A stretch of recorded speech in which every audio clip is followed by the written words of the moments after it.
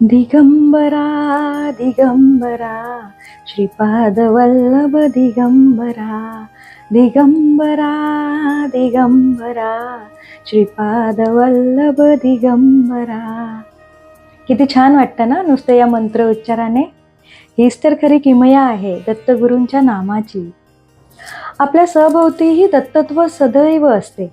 पण तुम्हाला कल्पना आहे का, हे दत्तत्व मार्गशीर्ष पौर्णिमेला 1000 पट असते असे मानले जाते, कारण या दिवशी असते दत्त जयंती.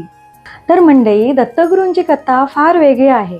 अशा 2-3 कथा प्रचलित आहेत, पण श्री गुरुचरित्रात वर्णिल्याप्रमाणे जर का ती कथा तुम्हाला ऐकायची असेल तर माझा व्हिडिओ नक्की शेवटपर्यंत बघा. आणि जर अजून माझ्या चॅनलला लाईक, शेअर, सबस्क्राईब केलं नसेल तर नक्की सबस्क्राईब करा, जेणेकरून माझे पुढील व्हिडिओज तुम्हाला बघता येतील. ब्रह्मदेवाचे मानसपुत्र आणि सप्तर्षीपैकी एक अत्री ऋषी आणि त्यांची पत्नी अनुसया हे आपल्या आश्रमात लोककल्याणकारी कार्य करण्यात मग्न होते. माता अनुसया अत्यंत शीलवान आणि पतिव्रता होती. तिच्या पतिव्रताचं तेज इतके होते की ब्रह्म, विष्णू, महेश अर्थात भगवान शंकर यांच्या पत्नी आणि इतर देवही यांना भीती वाटू लागली होती की माता अनुसया आपल्या पतिव्रताच्या प्रभावामुळे स्वर्गही काबीज करते की काय. म्हणून सर्वांनी त्रिमूर्तींना याची काळजी घ्यायला सांगितली. तेव्हा ब्रह्म, विष्णू आणि महेश हे भिक्षुक म्हणून अत्री ऋषींच्या आश्रमात पोहोचले. त्यावेळेस अत्री ऋषी अनुष्ठानासाठी बाहेर गेले होते. त्यांनी माता अनुसयेला भोजन वाढण्याची विनंती केली. माता अनुसयेने भोजन तयार केले.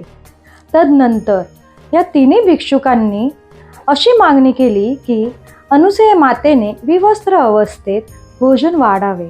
आता माता अनुसया धर्मसंकटात सापडली.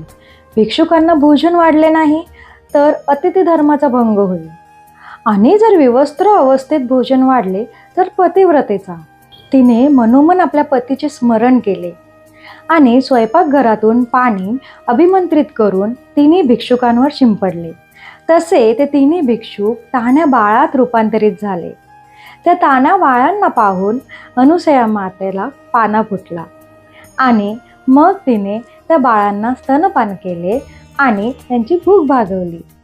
तेवढ्यात अत्री ऋषींचे तिथे आगमन झाले. त्यांनी त्रिमूर्तींना आधीच ओळखले होते.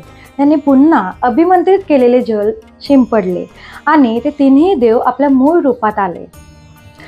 तेव्हा अत्री ऋषींनी त्यांना आपल्या बालकाच्या रूपाने इथेच वास्तव्य करण्याची विनंती केली. ती त्रिमूर्तींनी स्वीकारली. तेव्हा ब्रह्म झाले चंद्र, विष्णू झाले दत्त आणि शंकर झाले दुर्वास. पुढे चंद्र आणि दुर्वास तपस्येला निघून गेले आणि त्यावेळी आपला अंश दत्तामध्ये दिला आणि आम्ही तिन्ही आता एकच आहोत असे समजा असे म्हटले. अशा प्रकारे अनुसया मातेचं पतिव्रताही टिकलं आणि ब्रह्म, विष्णू, महेश या त्रिमूर्तीच्या स्वरूपात अपत्य लाभही झाला. दत्तगुरूंच्या हातातील कमंडलू आणि जपमाळ हे ब्रह्मदेवाचं, तर चक्र हे विष्णूचे, तर त्रिशूळ आणि डमरू हे शंकराचे प्रतीक आहे. तसेच दत्तगुरूंच्या मागे कामधेनू गाय ही पृथ्वीचे प्रतीक आहे. तर 4 श्वान हे 4 वेदांचे प्रतीक आहे. दत्तगुरूंनी सभोवतालच्या पर्यावरणातून आपले 24 गुरु निवडले आणि ज्ञानप्राप्ती केली. स्थूल आणि सूक्ष्म स्वरूपातील असुरी शक्तींचा अंत दत्त महाराजांनी केला. असे मानले जाते की दत्तगुरूंचे वय हे 12,000 वर्षे असावं. दत्तात्रयाने दीनदुबळ्यांची सेवा करण्याचे, समाजातील अज्ञान दुःख दूर करण्याचे कार्य सुरू केले. पुढे श्रीपाद, श्री वल्लभ, श्री नृसिंह सरस्वती आणि श्री वासुदेवानंद सरस्वती असे 3 अवतार मानले जातात. महाराष्ट्रात औदुंबर, नृसिंहवाडी, माहूर, गाणगापूर या ठिकाणी दत्तांचे स्थान मानले जाते.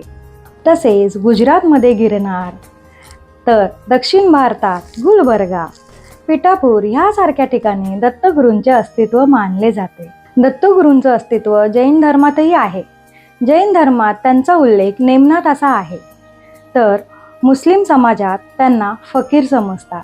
दत्त जयंतीच्या पूजाविधीबद्दल फार काही अवडंबर नाही. दत्त जयंती दिवशी सकाळी पवित्र नदीत किंवा ओढ्यात स्नान करून फुले आणि दीप प्रज्वलित करून पूजा केली जाते. दत्त जयंतीच्या दिवशी दत्तगुण 1000 पट असते. त्यामुळे त्या दिवशी दत्तांचे नामस्मरण केले किंवा दत्तांची पूजा केली तर आपल्यातही तसे दत्तगुण येऊ शकतात अशी मान्यता आहे. पुढील व्हिडिओमध्ये आपण दत्त जयंतीविषयी श्री गुरुचरित्र पारायण कसे करावे, कधी करावे, त्याचे अटी, नियम आणि त्याचे महत्त्व जाणून घेणार आहोत. त्यासाठी जर तुम्ही माझ्या चॅनलवर नवीन असाल तर नक्की लाईक, शेअर आणि सबस्क्राईब करायला विसरू नका. तुम्हा सगळ्यांना दत्त जयंतीच्या खूप शुभेच्छा. जय दत्तगुरु.